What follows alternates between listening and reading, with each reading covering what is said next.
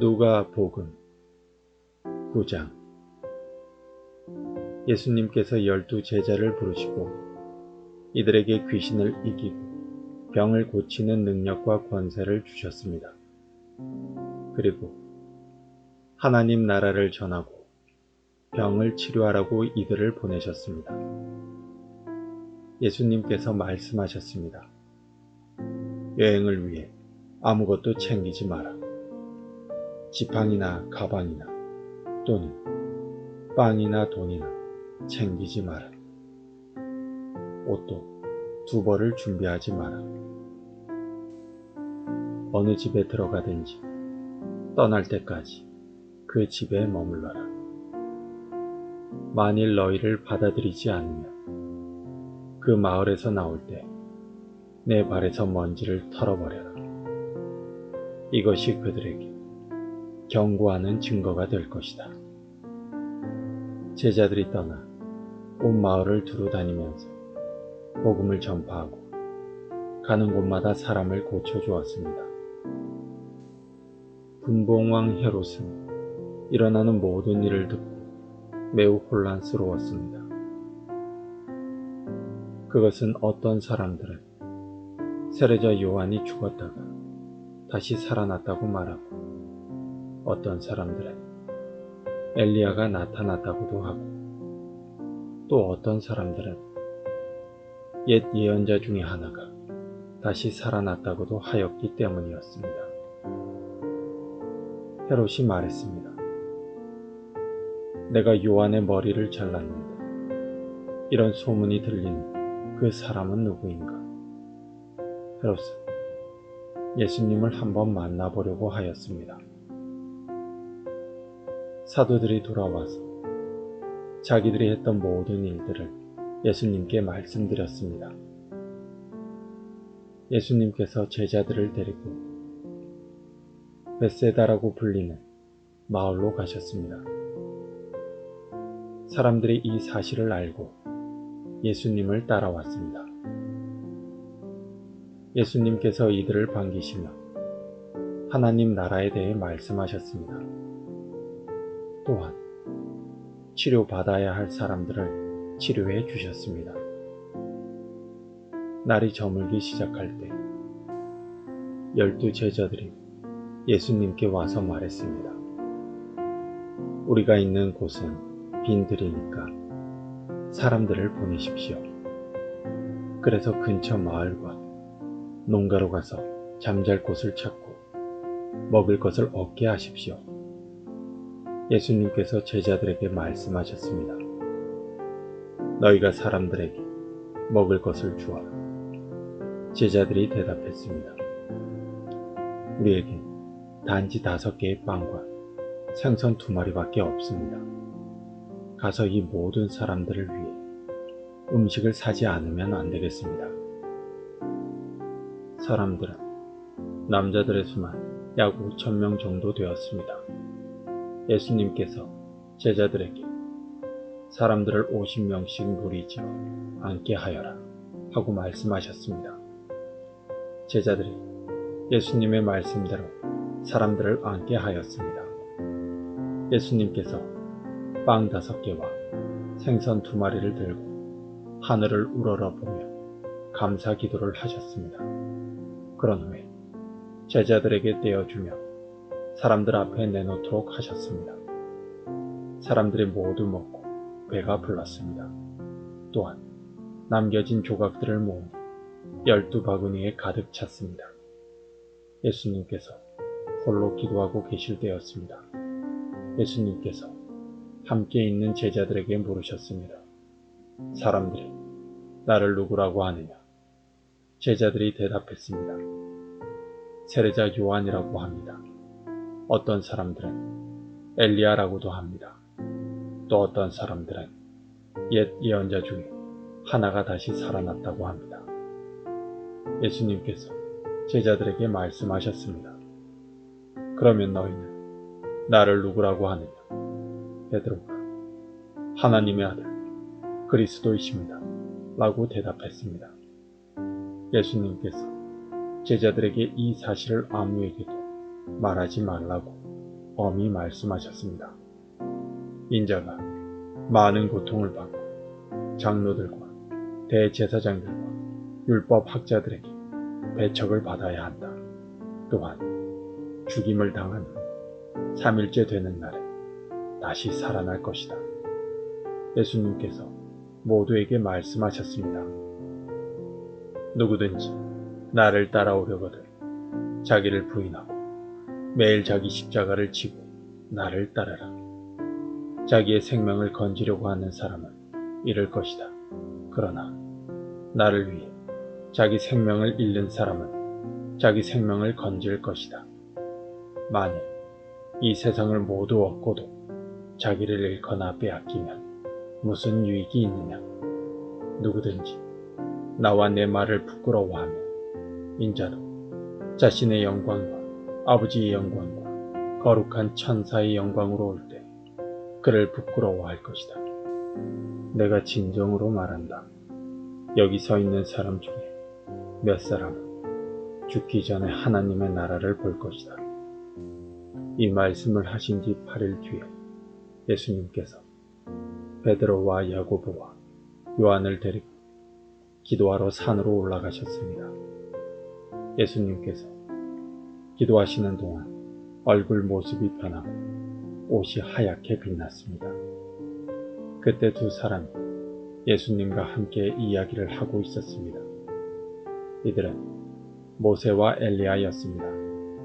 그들은 영광스러운 모습으로 나타나 예루살렘에서 이루실 예수님의 죽음에 대해 말씀을 나누고 있었습니다. 베드로와 같이 있던 다른 제자들이 잠을 이기지 못하고 졸다가 깨어났습니다. 그리고 예수님의 영광을 목격하고 다른 두 사람이 예수님과 함께 서 있는 것을 보았습니다. 모세와 엘리야가 떠나려고 하자 베드로가 예수님께 말씀드렸습니다. 선생님, 우리가 여기 있는 것이 좋겠습니다. 저희들이 천막셋을 세우겠습니다. 하나는 선생님을 위하여, 하나는 모세를 위하여, 또 하나는 엘리야를 위하여 말입니다. 베드로는 자기가 무슨 말을 하는지도 알지 못했습니다. 베드로가 이 말을 하고 있을 때 구름이 일어나서 그들을 뒤덮었습니다. 제자들이 구름 속으로 들어가게 되자 두려워하였습니다. 구름 속에서 소리가 났습니다. 이는 내 아들, 내가 택한 자이다. 그의 말을 들어라. 소리가 들릴 때 예수님만 홀로 서 계셨습니다. 제자들은 입을 다물고 자신들이 본 곳에 대해 아무에게도 말하지 않았습니다. 다음날 산에서 내려왔을 때 많은 사람들이 예수님을 맞이했습니다. 그 사람들 중에 한 사람이 예수님께 외쳤습니다.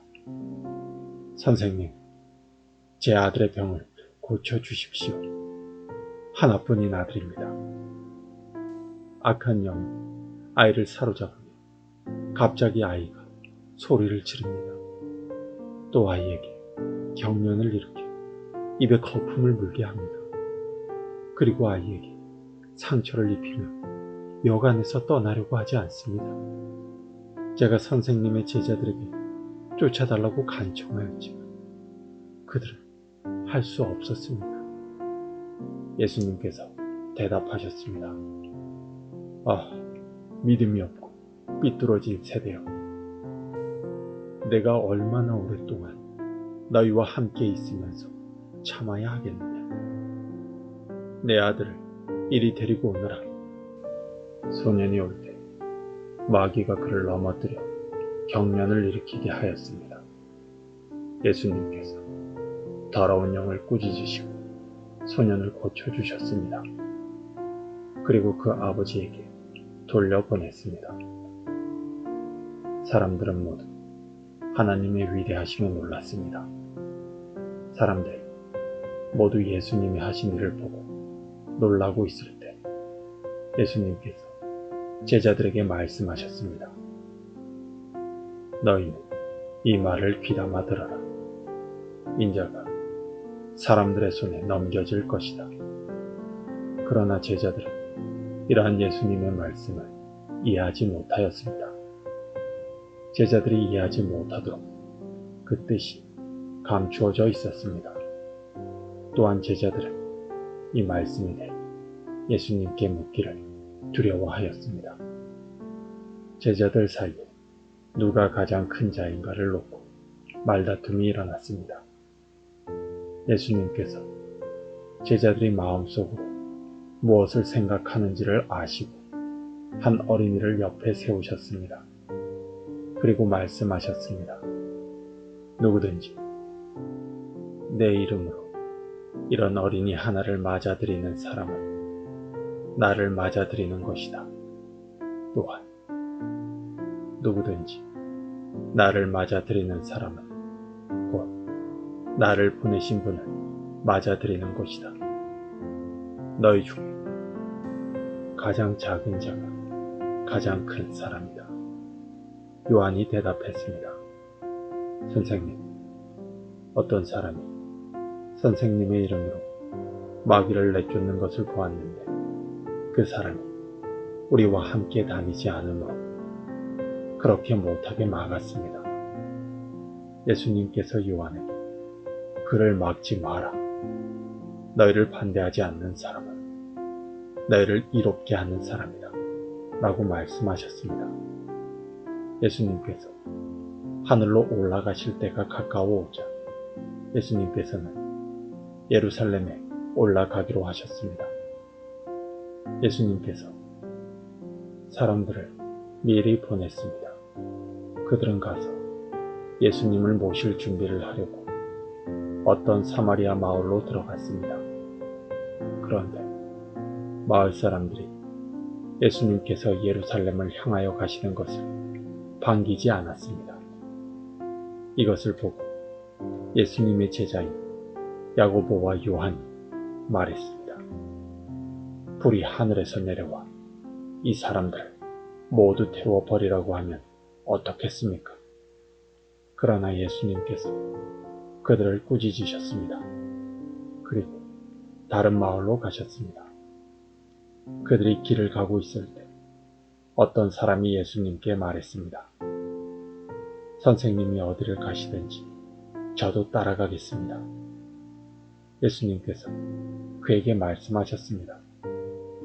여우도 굴이 있고 하늘의 새들도 둥지가 있다. 그러나 인자는 머리를 둘 곳이 없다. 예수님께서 또 다른 사람에게 말씀하셨습니다. 나를 따라오너라. 그러자 그 사람이 말했습니다. 먼저 제 아버지의 장례를 치르게 해주십시오. 예수님께서 그에게 말씀하셨습니다. 죽은 사람들에게 죽은 자를 묻게 하고 너는 가서 하나님 나라를 전파하여라. 또 다른 사람이 말했습니다. 주님, 저는 따라가겠습니다. 다만 먼저 가족들에게 작별 인사를 하게 해주십시오. 예수님께서 그에게 말씀하셨습니다.